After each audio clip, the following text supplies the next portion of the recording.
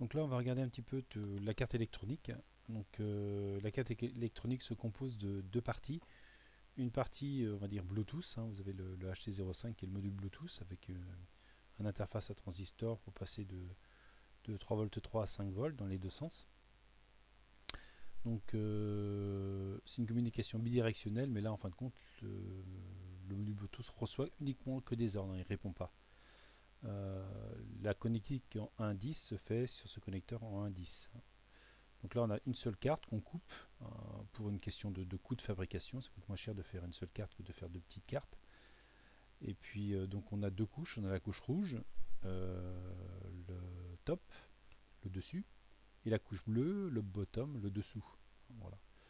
Donc le top copper, hein, c'est la couche rouge, c'est ce qu'on a par-dessus, et puis le bottom copper, le bottom copper, il est ce qu'on a en dessous, le bleu. Voilà.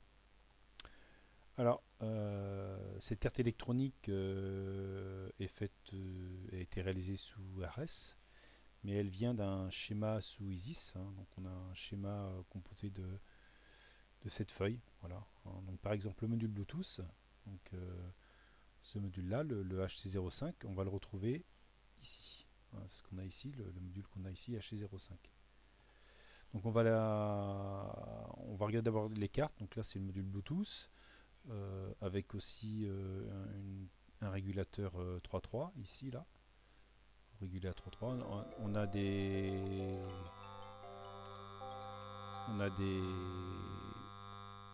boutons de reset et de mode là. Donc c'est des options. Autrement, donc on retrouve ici, ici là, de dessiner là, ici la batterie avec le connecteur de batterie ici. Voilà, là on a la connectique USB pour charger la batterie. Alors on a cette possibilité aussi d'alimenter par ici, hein, donc on regardera les contraintes qu'on alimente par là. Alors au niveau du schéma, donc là on a un régulateur faible chute, hein, 3.3, hein, ça permet de passer de la tension batterie qui a entre 3.6 et 4.2, tout dépend comment est chargée la batterie, et ça on donne du 3.3 pour alimenter le module Bluetooth. Ça c'est les deux connecteurs, le connecteur ici pour relier le module Bluetooth, hein, pour le connecter, le connecteur là, vous avez là, c'est ce connecteur là, le port C10, hein, et là la port C1. Donc le port C10 il est là, hein, c'est le connecteur. Là, la liaison qu'on a ici, c'est pour récupérer des informations. Si on veut regarder un petit peu ce qui se passe sur le module Bluetooth, s'il y a des problèmes. Là, on a un étage d'adaptation pour passer de la tension VBAT, c'est-à-dire de 3,3 volts à 4,2 si, quand la batterie charge au maximum, et pour passer de 4,2 à 3,3 hein, pour pas claquer le module Bluetooth. Alors, le module Bluetooth, c'est l'inconvénient, c'est qu'il marche en 3,3, il est alimenté en 3,3 volts. Par contre, le pic, lui, il est alimenté en tension de la batterie. Hein. Donc, si la batterie est à 4,2, il est à 4,2. Si la batterie est à 3,6, il est à 3,6, etc. Ça, c'est le régulateur faible tension. Donc, le régulateur, on va le retrouver ici. Hein, c'est U1. Hein. Et puis, le module Bluetooth, il est là. Puis, avec tous les transistors, les résistances, hein, tout ce qu'on a là, hein, c'est ce qu'on a sur cette page là, grosso modo. Hein. Voilà. Alors, après, on a une autre page. C'est tout ce qui est commande des moteurs, moteurs à courant continu. Hein. Donc on voit que les moteurs sont connectés sur SW2 et SW1, 3, SW3, voilà, les deux moteurs. Donc c'est connecté ici, donc SW2 il est là, un moteur, et l'autre moteur il est là. Donc moteur droit, moteur gauche. Alors, si vous inversez les polarités, vous n'allez pas griller le moteur, simplement il va tourner dans l'autre sens, c'est tout. Hein. Donc on peut regarder sur le schéma. Donc la borne 2 et la borne 2, hein, par exemple c'est le plus du moteur, et puis la borne 1 c'est le moins du moteur. Donc c'est un moteur à courant continu, on peut l'alimenter, on l'alimente là jusqu'à 4,2 volts. Voilà. Et là on a ce qu'on appelle une structure de pont en H, un double pont en H pour un moteur et l'autre moteur. Et puis là les bornes d'alimentation, de commande, les bornes de commande plutôt des deux moteurs. Donc direction roue droite, direction roue gauche. Émilie, donc c'est modulation de la région d'impulsion, si on peut faire varier la vitesse du moteur, hein, roue droite et roue gauche. Voilà. Voilà tout ce qu'on a pour cette page là. Après, chargeur de batterie, donc on voit qu'on peut charger la batterie. Donc la batterie elle est connectée ici, là, hein. Connecteur batterie Nokia, hein, c'est J9. Hein, c'est J9, on l'a retrouvé ici. Ici, là, J9, voilà. Donc là, on a la batterie Nokia. Donc à vide, elle est à 3,6 volts. Chargée à 4,2, hein, quand elle est chargée au maximum. On voit que on a un interrupteur J10, donc ça c'est l'interrupteur qu'on a ici. Hop, l'interrupteur qu'on connecte ici, là, J10, ici, là. On-off. Alors bien attention de ne pas laisser la batterie on, parce qu'autrement on la décharge entièrement, et si, si on descend en dessous de 0,8 volts, la batterie est claquée. Hein, c'est la difficulté des batteries au lithium. Hein, donc là, il n'y a pas de gestion de surveillance batterie, hein, c'est-à-dire que quand on voit que le moteur n'avance plus, il faut couper la batterie, c'est-à-dire mettre sur off, parce qu'autrement on claque la batterie et la batterie est grillée.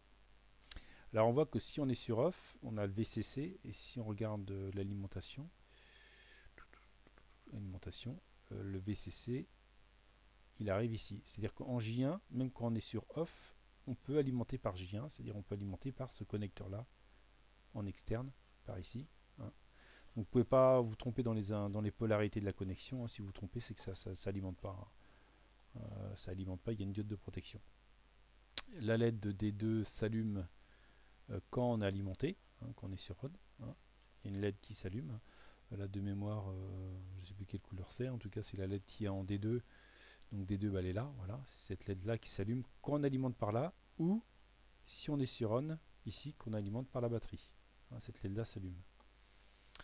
Autrement, on a une LED D1 ici. Hein, si on regarde ici, D1, on a une LED. Là, la LED D1, c'est pour le chargeur de batterie. Hein. Donc, on voit que quand vous chargez la batterie hein, par le connecteur 10, hein, par le port USB, la LED elle s'allume. Si elle s'éteint, c'est que la batterie est chargée. Hein.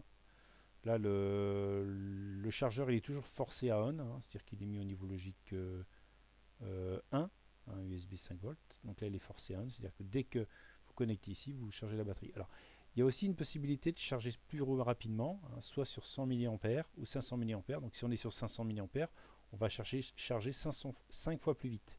Voilà. Donc là, c'est sur J8, hein, et J8, on est ici. Hein. Donc quand on est position 1,2, on regarde 1,2, 1,2, on charge à 100 mAh. Quand on est en position 2,3, hein, c'est quand on a un cavalier entre 2 et 3, on charge la batterie sous 500 mAh. Bon, après, il faut que le chargeur puisse fournir 500 mAh. Voilà. Voilà quoi. Donc là, quand la LED D1 est éteinte, c'est que la batterie est chargée. Ensuite, au niveau des microcontrôleurs, donc là on a le microcontrôleur, on a les phares qu'on connecte en J2 et J11. Hein. C'est les deux phares, donc J2 et J11, on les a ici, hein, J2 et J11. C'est les deux phares du robot. Hein. Voilà. Là, c'est le connecteur de programmation J5 pour programmer le pic. Hein, on le retrouve ici. Voilà, donc là, il y a un petit triangle pour indiquer le sens donc, pour programmer le pic avec pic kit 2. Donc là, on a le buzzer pour lui faire faire des petites notes de musique. Hein, voilà, le buzzer. Donc là, le buzzer, on va le retrouver ici. Voilà, le buzzer pour faire de la musique. Donc ça, c'est des condensateurs de filtrage pour les moteurs, pour bien garantir la tension. Donc connexion du module Bluetooth, ça c'est pour connecter le module Bluetooth ici. Hein, on a le port C1 ici, voilà. Et puis, donc chargeur de batterie, on a vu. Voilà. Commande de moteur pas à pas, on a vu. Hein, voilà, donc voilà, on a fait le tour. Hein. Donc ça c'est du CMS en grande partie, hein, donc composant monté en surface. C'est un peu délicat, mais ça se fait. Hein. Prendre son temps. Voilà. Donc bien faire attention, si vous connectez par ici, par une alimentation externe, il ne faut pas que la batterie soit sur on, hein, parce qu'autrement, ce que vous faites, hein, si vous faites ça, vous alimentez par là, puis vous réinjectez dans la batterie sans réguler la tension. Hein. Vous voyez, batterie, hein, il est connecté ici, hein, donc ça veut dire qu'il est connecté ici, là. Hein. Donc si vous êtes sur on, vous renvoyez dans la batterie, donc sans limiter l'intensité, donc vous pouvez faire claquer la batterie. Donc quand vous alimentez, ça c'est pour les tests, hein, alimentez par là. Hein, si vous avez plus de batterie ou la batterie est morte, hein, Vous pouvez quand même piloter le robot, mais là vous avez du filaire, hein, donc voilà. Alors la borne plus, elle est sur 2, hein, c'est faut aller sur 2 la borne plus, et puis la masse elle est sur 1. Au niveau des composants, là on a le pont H, il doit être donc c'est U4, hein, si on regarde le pont H, le pont H, moteur pas à pas, alors c'est pas un moteur pas à pas, qu'est-ce que j'ai marqué là? Donc là c'est pas un moteur pas à pas, hein, c'est le moteur à courant continu ici. Donc U4 c'est le double pont H, et puis vous avez U5, donc ça c'est les deux composants que vous l'avez là. U4 c'est le double pont H, et puis U5 il est là. U5 ici, voilà, c'est ce composant là, c'est ce circuit intégré. Donc là on a le quartz c'est un quartz, je sais plus, c'est un quartz à combien? C'est à 8 mégas, hein, voilà. Donc faut pas le faire pédaler trop vite, hein, parce qu'on est quand même en tension, on peut descendre à 3 volts 6, hein, donc si on le fait pédaler trop vite, bah, le pic, s'il est trop cadencé rapidement, bah, il peut planter. Donc voilà. Donc tout ce qu'on peut dire, hein, sur le schéma ISIS, le schéma structurel et le routage de la carte. Voilà. Écoutez, bonne chance, puis bon courage pour la suite.